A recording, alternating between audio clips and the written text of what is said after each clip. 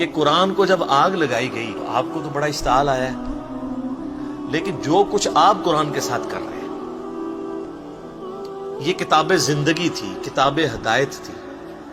انہوں نے آگ لگائی ہے، آپ نے آگ لگائے بغیر اس کتاب کے اوپر پابندی لگا دی ہے. اسے جزدان میں لپیٹ کے سب سے اونچی جگہ پہ رکھا ہوا ہے جہاں سے کوئی غلطی سے بھی نہ اٹھا لے.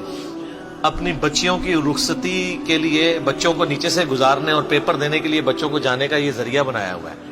اس سے زیادہ آپ قرآن کو اہمیت نہیں دیتے. تو شامت تو آپ کی بھی آنی ہے، قرآن کی بے حرمتی تو آپ نے بھی کی ہوئی ہے. وہ لوگ جو پوری زندگی قرآن کھول کے نہیں پڑھتے ترجمے کے ساتھ کہ اللہ نے ہم سے کیا ڈیمانڈ کی ہے، وہ لوگ مر جاتے ہیں تو ان کی میت پہ بیٹھ کے لوگ قرآن پڑھ رہے ہوتے ہیں ان کو ثواب پہنچانے کے لیے. تو کیا ثواب پہنچنا ہے ان کو خود ہی سمجھ لیں، جس نے خود اپنی زندگی میں اللہ کو سیریس نہیں لیا. سورۃ الفرقان کی آیت نمبر 30 ہے، 30 قرآن حکیم میں سخت ترین آیات میں سے ہے. پارہ نمبر 19 کے پہلے پیج پہ وقال الرسول یا ربی ان قوم اتخذوا هذا القرآن مہجورا. نبی صلی اللہ علیہ وآلہ وسلم شکایت کریں گے کہ اے اللہ میری امت نے قرآن کو پیٹھ کے پیچھے ڈال دیا. ہمیں تو بتایا گیا نبی علیہ السلام شفاعت کریں گے، انشاءاللہ ضرور کریں گے، لیکن شکایت بھی تو لگائیں گے.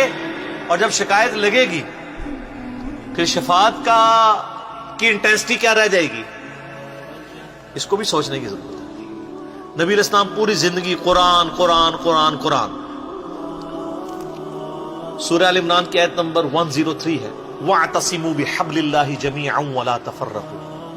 اللہ کی رسی یعنی قرآن، وہ غدیر خم کی حدیث ہے صحیح مسلم میں، انٹرنیشنل نمبر کے مطابق 6225 سے 6228 تک. اللہ کی رسی اس کتاب کو کہا گیا. مضبوطی سے پکڑ لو اور فرقہ واریت میں مت پڑو. مطلب یہ ہے کہ بائنڈنگ فورس امت کے لیے فرقہ واریت سے نجات کے لیے قرآن ہے. تبھی کہا گیا نا کہ اللہ کی رسی کو پکڑو. بائنڈنگ فورس ہوگی تو پھر آپ علیحدہ نہیں ہوں گے نا. اور اس کو وائس ورثہ بھی کر لے کہ جو اللہ کی کتاب کو چھوڑے گا وہ لازمی فرقہ واریت میں پڑ جائے گا. اینڈ وائس ورثہ. فرقہ واریت کو ختم کرنے کے لیے کتاب اللہ کو پکڑنا ہے، اور اگر چھوڑیں گے تو فرقہ واریت آٹومیٹک. اسی طریقے سے صحیح مسلم میں 2005 نمبر حدیث ہے، اللہ کے محبوب صلی اللہ علیہ وآلہ وسلم جب بھی کوئی تقریر کوئی خطبہ دیتے، چاہے جمعے کا ہوتا عیدین کا ہوتا، آپ علیہ السلام ہر خطبے کا آغاز اس سے کرتے ہیں حمد و صلات کے بعد فَإِنَّ خَيْرَ الْحَدِيثِ كِتَابُ اللَّهِ. آگاہ ہو جاؤ کہ بہترین کلام، بے شک سب سے بہترین کلام اللہ کی کتاب ہے. وَخَيْرُ الْهَدِي هَدِيُّ مُحَمَّدٍ صلی اللہ علیہ وسلم. اور ہدایت یافتہ راستہ محمد صلی اللہ علیہ وآلہ وسلم کا ہے.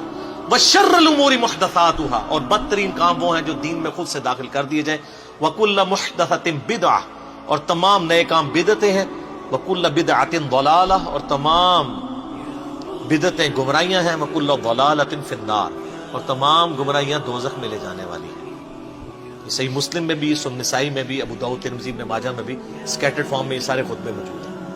تو نبی علیہ السلام پوری زندگی جس کتاب کو ایمفسائز کرتے رہے، اس کتاب کو آگ لگانے پر کافر پر تو غصہ ہے جو آپ نے انٹلیکچوئل آگ اس کتاب کو لگا رکھی ہے، فزیکل آگ نہیں لگائی گئی. لیکن اینڈ ریزلٹ یہ ہے کہ انہوں نے بھی کتاب اللہ کی توہین کی. آپ نے توہین اس حوالے سے کر دی کہ قرآن کے اوپر عمل ہی نہیں کیا، قرآن کو جزدان میں لپیٹ کے رکھ دیا، اس کا ترجمہ ہی نہیں پڑھا. اور یار کوئی گورا بھی آپ کو خط لکھے نا تو آپ 4 دوستوں کے پاس جائیں گے اس کا ترجمہ کروانے کے لیے.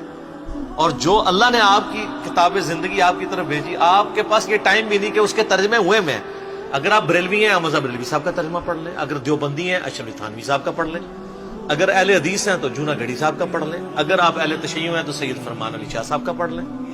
اگر آپ بالکل سادہ مسلمان ہیں، کسی کا نہیں پڑھنا چاہتے، نیوٹرل بندوں کا، تو آپ مولانا مودودی کا پڑھ لیں. اور اسی طریقے سے فتح محمد جلندری کا پڑھ لیں. وہ پڑھو صحیح، روند نہ مارو.